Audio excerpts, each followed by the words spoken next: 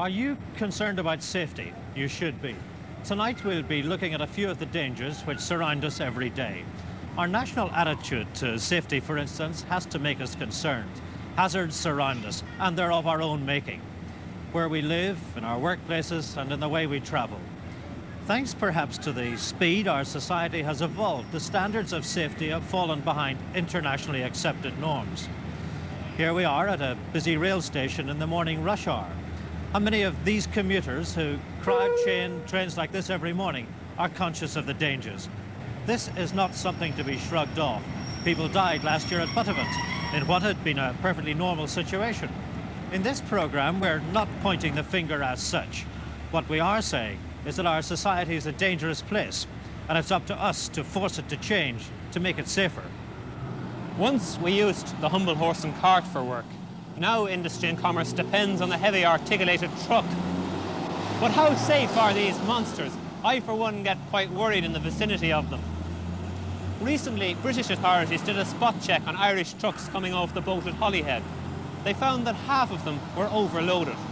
And a lorry that's overloaded can go out of control very easily.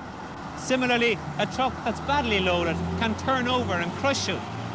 Or a truck that breaks our national speed limit for lorries of 40 miles an hour can career across the road. When is the last time, though, that you saw a spot check for these things in Ireland?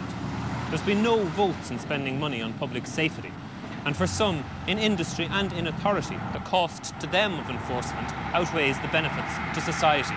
So people get killed. The familiar is so often the most dangerous. In an enclosed environment like this, it probably wouldn't occur to you that you could be in a death trap.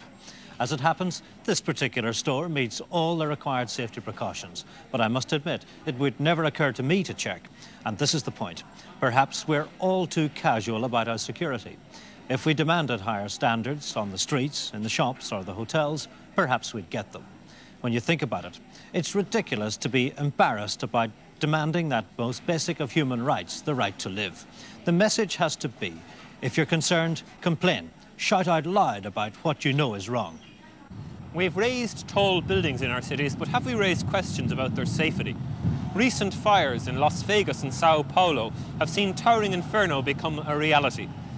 But at least there they could whisk people to safety with helicopters. What if it happened in Ireland? Weren't we told after the Bantry disaster, and again during the Pope's visit, that there's no helicopter in Ireland that can fly at night? Then there's the fact that the longest fire ladder in the country is 100 foot. If you're stuck above that level, you may depend on getting out the emergency fire exit. Will it be good enough? Just to ram home the message about dangers in our midst, how's this for a potential hazard?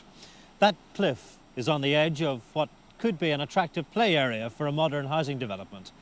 On the one side of the road live families with young children.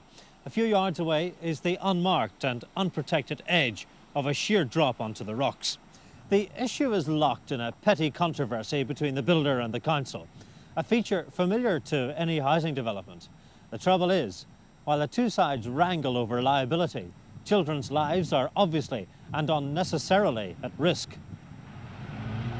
I've been standing here watching people trying to beat these lights for the last 15 minutes. It's the sort of thing that leads to serious accidents, and every year on our roads, hundreds of people are killed. So what are we trying to do to make the roads safer? I don't know about you, but it's nearly a year since I last saw a speed trap. And as for drunken driving, many people seem to treat drunken driving as some kind of game of cat and mouse that you play with the Gardaí. Yet, when we did do something about it last year, the number of people dying on our roads dropped, proof that we could make them safer if we wanted to. Then there's the roads themselves, complete with potholes and shiny surfaces. They've been let get into such a state that it'll cost a fortune to put them right. What about those learner drivers the minister said could drive without someone who's qualified? Well, he might as well have done away with the driving test.